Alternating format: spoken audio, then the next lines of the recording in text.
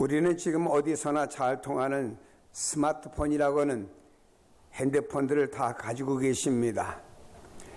또 우리가 중요한 메시지를 많이 장문으로 볼 때는 노트북을 통해서 인터넷과 연결해서 우리의 모든 메시지를 전해주고는 합니다.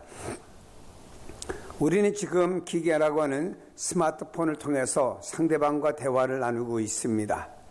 또 어떤 메시지를 통해서 상대방과 대화를 나누고 있습니다. 또 장문이나 중요한 것들은 노트북을 통해서 인터넷 매체를 통해서 우리의 메시지가 전달이 되고는 합니다. 그런데 새로운 디자인과 기능 제품들이 계속 쏟아져 나오고 있지요. 신제품을 사고 나서 얼마 있다 보면은 이것이 구버전이 되고 또 새로운 버전이 나오는 것을 보게 됩니다. 사람들은 디지털 시대에 더 빠르게 잘 통하는 통신 모든 기계들을 소유하려고 애를 쓰고 있습니다.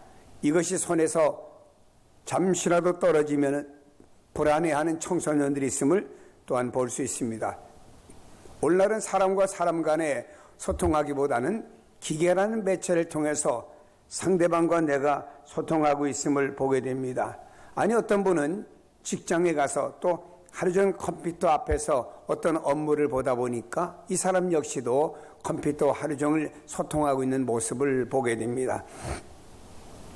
그러나 우리 인간은 사회적인 동물이라고 부릅니다. 어떤 관계성을 가지며 인간들은 살아갑니다. 그냥 혼자서 살아가는 존재들이 결코 아닙니다. 사람은 누구나 서로 통해야 사람이 살아갈 수가 있고 통해야만이 어울려 살아가는 것이 이 사회라고 봅니다. 가정에서 남편과 아내가 잘 소통을 하고 부모와 자녀 간에 소통하는 모습이 그 가정에 있는 자녀들을 바르게 자랄 수 있도록 만들어주고요. 회사에서도 직장 동료나 또 모두 서로 간에 배려하고 존중히 여길 때 업무가 효율적으로 이루어질 수 있지, 직장에서 서로 동료 간에 미워하고 싫어하고 또 싸우면은 그 업무가 제대로 이루어지겠습니까? 학교에서도 보면 교사와 제자가 잘 통하고 친구와 친구 간의 소통이 잘 될 때 아이들이 학교를 가고 싶지, 학교만 가면은 선생님 혹은 친구들이 스트레스가 된다고 하면은 학교를 가고 싶은 마음이 학생들에게 있겠습니까?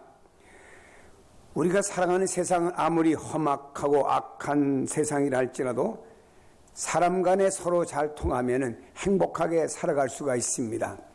여러분, 우리보다 후진국이란 나라를 가보면은 그 나라에서는 자기들끼리 모여서 서로 소통을 잘하는 모습을 보게 됩니다. 서로 모여서 그렇게 음식도 나누고 서로 모여서 대화를 많이 나눕니다. 그러면서 소통하는 저들의 모습을 볼 때 우리의 느낌이 뭐냐?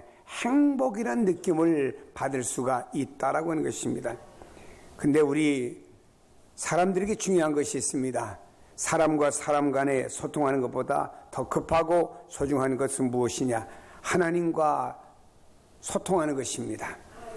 영생이라고 하는 것은 이 세상을 떠나서 하나님 나라에 들어가는 것을 영생이라고 부릅니다. 그렇다고 하면 이 영생의 세계에 들어가는 사람들이 이 세상에 살아가는 동안 하나님과의 바른 관계를 가지고 살아갈 때 영성을 얻게 되고 장차에는 영생의 세계에 들어가는 사람들이 되게 되는 것입니다. 우리가 이 땅에서 믿음의 사람들이 다 형통하기를 원합니다. 물론 예수 안 믿는 사람도 똑같습니다만은 예수 믿는 사람들이 모든 범사가 다 형통하기를 원합니다. 성경 구절 가운데 내 영혼이 잘된 것 같이 내가 범사에 잘 되고 강건하기를 내가 원하노라 하는 말씀을 너무 좋아하잖아요. 이 형통이란 단어. 그런데 중요한 것은 이 땅에서 우리가 하나님과 잘 통하게 될 때는 우리가 믿음의 사람들이 행복할 수가 있습니다. 그러나 하나님과 불통하게 될 때, 통하는 게 제대로 안 될 때는 형통이라고 하는 단어가 우리 삶 속에 이루어지기는 어렵다라고 하는 것입니다. 먼저 오늘 성경이 이렇게 말씀하고 있습니다. 여호와여, 내가 깊은 곳에서 주께 부르짖던나이다. 주여, 내 소리를 들으시며 나의 부르짖는 소리에 귀를 기울이소서라고 말씀했습니다.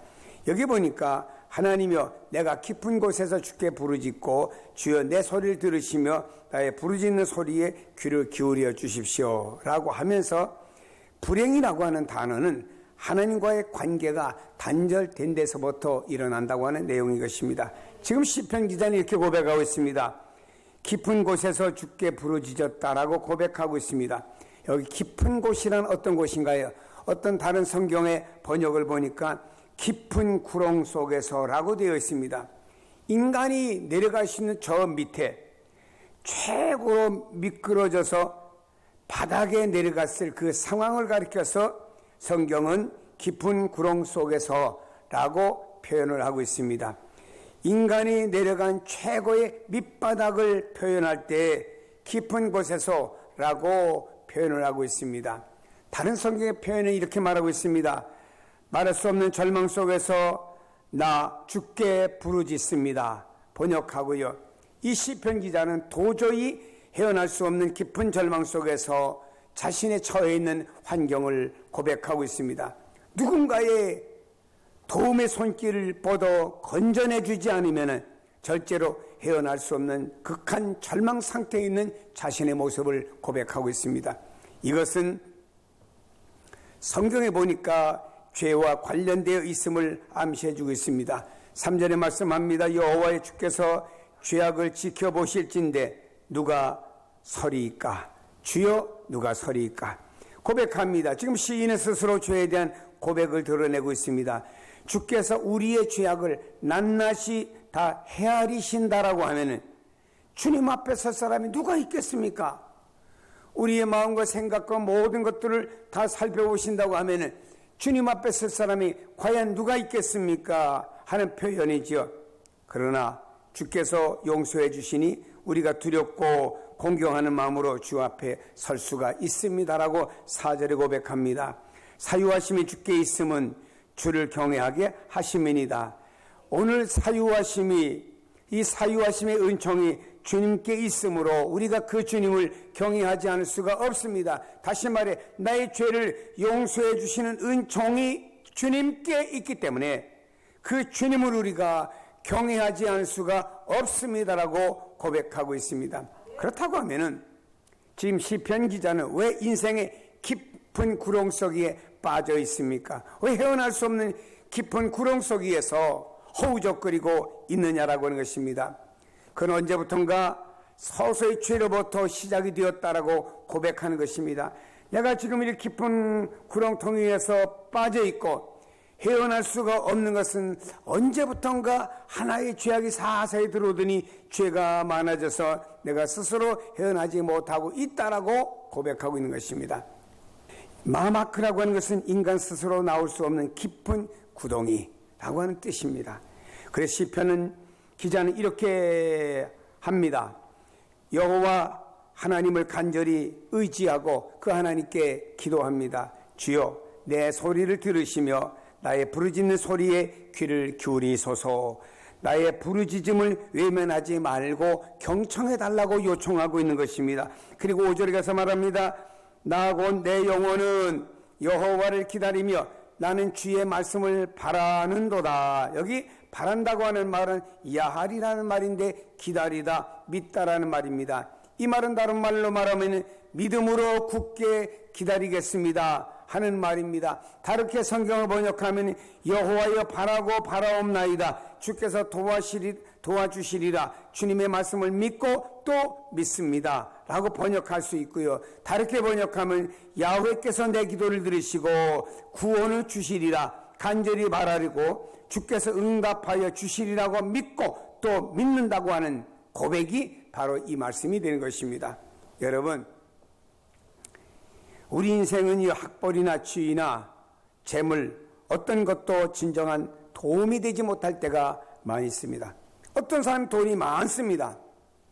그러나 이 돈 가지고 돈이 자기의 병을 고치지 못하잖아요. 누군가에 의해서 의료 혜택을 받아야만이 자기 병을 고칠 수가 있는 것 아니겠습니까? 우리가 분명히 알아야 됩니다. 누군가 나의 소리를 들어주고 누군가가 나를 도와주지 아니하면 안 된다라고 하는 것입니다. 시편 기자는 말합니다. 세미한 음성까지도 들으시고 응답하시는 하나님의 전지전능하심을 믿고 난 그 하나님 앞에 나의 현실을 탄원합니다. 바로 우리가 서야 될 자리가 여기라는 사실을 말씀해 주고 있습니다. 하나님과 단절은 죄입니다. 그리고 그 죄는 인생의 불행을 불러오는 원인 되는 것입니다. 우리는 하나님과 단절의 자리에 가서는 안 됩니다. 이제 우리는 기적의 자리에 머물러 있어야 됩니다. 그러면은 하나님과 교제가 잘 되어져야 됩니다. 그 교제의 방법 중에 하나는 기도지요. 그래서 하나님과 늘 기도의 자리에서 하나님과 교제를 많이 해야 됩니다. 여러분, 우리는 주님의 이름을 부르며 기도하는 자리가 필요합니다. 은총의 자리가 필요합니다. 응답의 그 자리가 필요합니다. 축복의 그 자리가 필요합니다. 주님을 의지하며 기도하는 여러분, 바로 주님과 교제하는 여러분 될 것이고, 우리가 기도하는 그 시간은요, 주님을 바라보고 주님을 의지하는 시간입니다. 예를 들어서 가정을 위해서 기도하면은 그 가정이 주님을 바라보며 주님을 의지하는 순간입니다. 자녀를 위해서 기도하면은 자녀를 주님께 맡기고 의지하면서 자녀를 바라보는 마음으로 기도하는 것입니다. 시편 기자는 하나님을 바라보며 간절히 이렇게 기도하고 있습니다. 5절에 보니 내 영혼은 여호와를 기다리며, 여기 기다린다는 단어는 가바라는 말인데 그냥 막연하게 기다리는 것이 아닙니다. 쳐다보다 대망하다. 다시 말해 아주 간절하게 하나님을 쳐다보며 기다리는 것을 말합니다. 아주 간절하게 하나님을 쳐다보며 기다리는 것이죠. 그 심정을 성경은 이렇게 소개하고 있습니다. 파수꾼이 아침을 기다림보다 내 영혼이 주를 더 기다리나니 참으로 파수꾼이 아침을 기다림보다 더하도다 라고 말씀하고 있습니다. 군에 다녀온 분이 이런 얘기를 하는 걸 들어봤습니다. 자기는 아주 최전방에 있었답니다. 야간에 경계 근무를 서는데 얼만큼 그 지역이 추우냐면 영하 20도에서 30도입니다. 여러분은 아마 그 정도만 됐다면 오늘 무지 춥네. 하나님은 오늘 교회 안 나가도 양해 주실 거야. 이렇게 아마 은혜 받는 분이 있을런지 몰라요. 근데 그때 이 전방을 지키는 이 군인이었습니다. 그런데 그 시절에 그에게 가장 큰 기쁨이 뭐냐? 그 전방을 지키는데 추워서 왔다 갔다 하면서 지키면서 그 반대 방향 바라보고 있는데 그에게 최대의 기쁨이 뭐냐? 근무를 교대해주는 순간이 최대의 기쁨이랍니다. 그래서 자기와 근무를 교대해줄 사람이 오면은 그때 마음의 기쁨이 확 솟아난답니다. 오늘 시편 기자는 자신이 여호와의 응답을 기다립니다. 그 기다림은 그 마음을 파수꾼이 새벽을 기다림보다 더하고 간절하다고 고백했습니다. 똑같은 시간인데도 사람이 낮에 그냥 보내는 시간과 아니 즐겁게 보내는 시간과 아니 드라마 앞에서 1시간 보내는 것과 그냥 치통이 나가지고 그냥 애쓰며 아파하는 1시간은 아마 사람의 느낌은 더 길게 느껴지리라고 생각합니다. 이 파수꾼은요 동일한 시간인데 낮에보다 밤에 밤새도록 자기가 이 성벽을 지킵니다. 그리고 새벽녘이 되면은 교대해 줄 사람이 옵니다. 그 시간이 얼마나 길은지 모릅니다. 그러면 파수꾼은 어서 새벽녘이 오거라. 어서 먼저히 혼이 밝아라. 기다립니다. 근데 그보다 더 간절하고 더 기다림의 고백을 이렇게 말합니다. 파수꾼이 아침을 기다림보다 더하도다 라고 하는 것입니다. 그런데 여러분이 이거보다 더 간절하고 더 기다림이 무엇이어야 되느냐면 여호와를 경외하는 성도들의 삶이어야 되는 줄로 믿습니다. 변덕스러운 인간의 약속을 기대하는 것이 아닙니다. 영원하신 하나님의 자비와 약속을 기다려야 됩니다. 그런데 여러분 기다릴 때 우리가 어떤 모습으로 기다리느냐가 매우 중요한 것입니다. 어떤 사람은 초조한 마음으로 기다리는 사람이 있습니다. 아이가 밖에 나갔습니다. 돌아올 시간이 넘었는데 돌아오지 않습니다. 엄마가 휴대폰을 합니다. 근데 휴대폰도 먹통이 돼버리고 맙니다.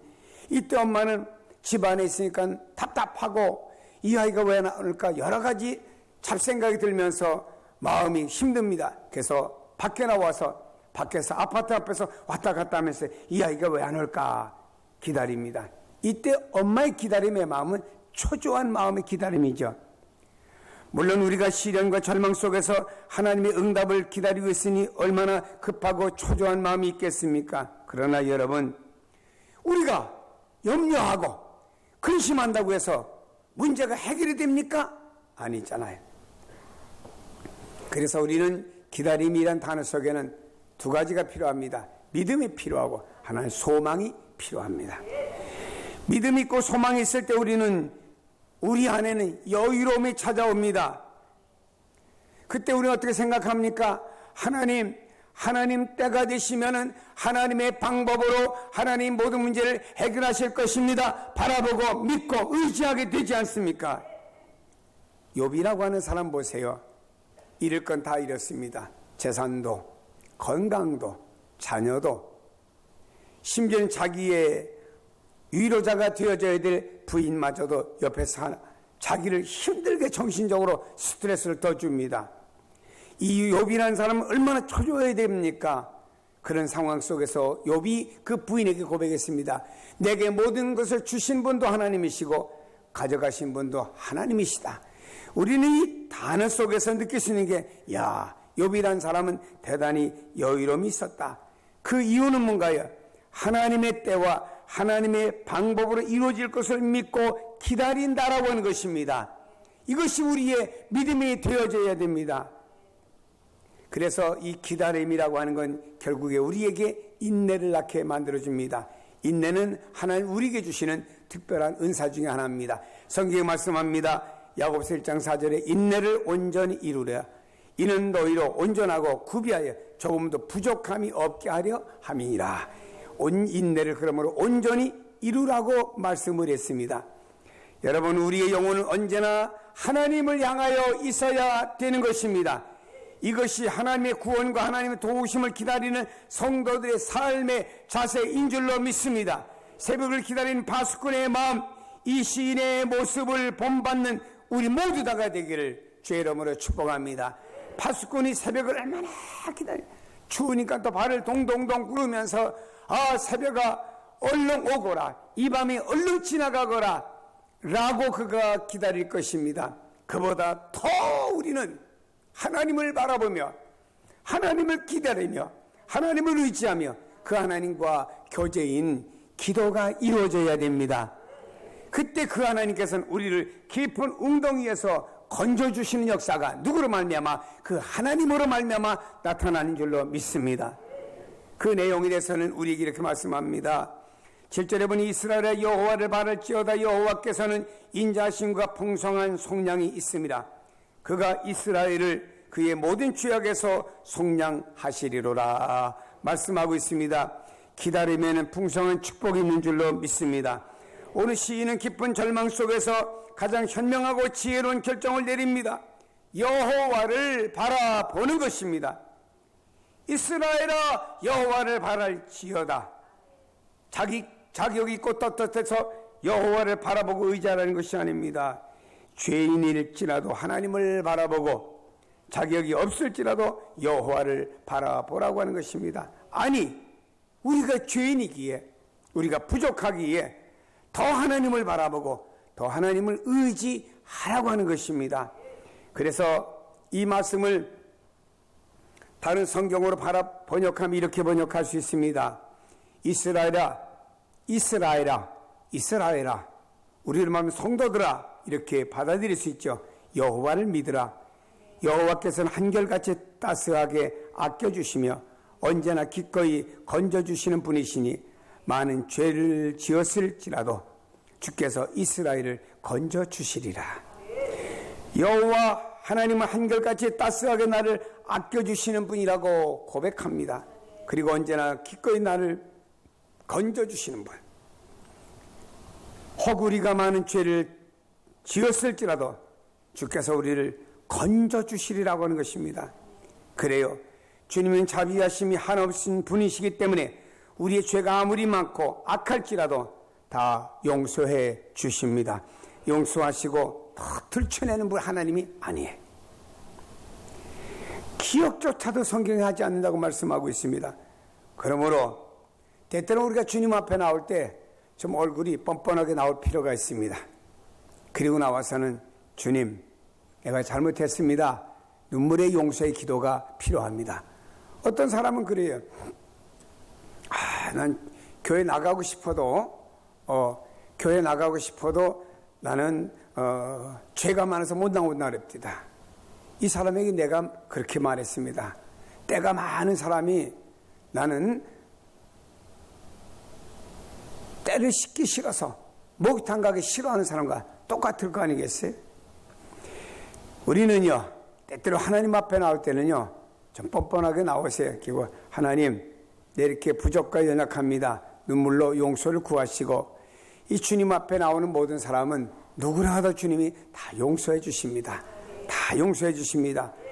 설령 우리가 큰 죄를 졌을지라도 주님이 한편에 달린 강도에게 오늘 네가 나와 함께 낙원에 있으리라.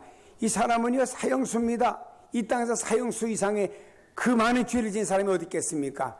그도 주님이 내가 나와 함께 낙원에 있으리라. 어떤 여인은 잘 살아보겠다고 남편을 5이나 바꾸는 음란한 생활을 했습니다. 그럼에도 불구하고 그 여인을 향해 주님께서 나도 내 죄를 정죄하지 않겠다. 여러분, 주님 앞에 나올 땐 모두가 다 용서의 은총을 받게 되는 줄로 믿습니다. 주님 앞에 나와서 우리는요, 주님의 자비와 사랑과 한없는 풍성한 은혜를 받아야 됩니다. 성경에 말씀합니다. 풍성한 속량이 있다라고 말씀했습니다. 풍성하다는 말은 라바라는 말입니다. 충분하다, 점점 증거하다, 위대하다는 뜻을 가지고 있습니다. 그러나 그렇습니다, 여러분이. 우리는 주님의 용서면 충분합니다. 무궁무진합니다. 주님 앞에 나오는 자에게 모두 다 용서의 은총을 베풀어 주십니다. 그리고 우리가 주님 앞에 나와서 주님을 마치 파수꾼이 아침을 기다림보다 더 주님을 바라보며 주님을 의지합니다.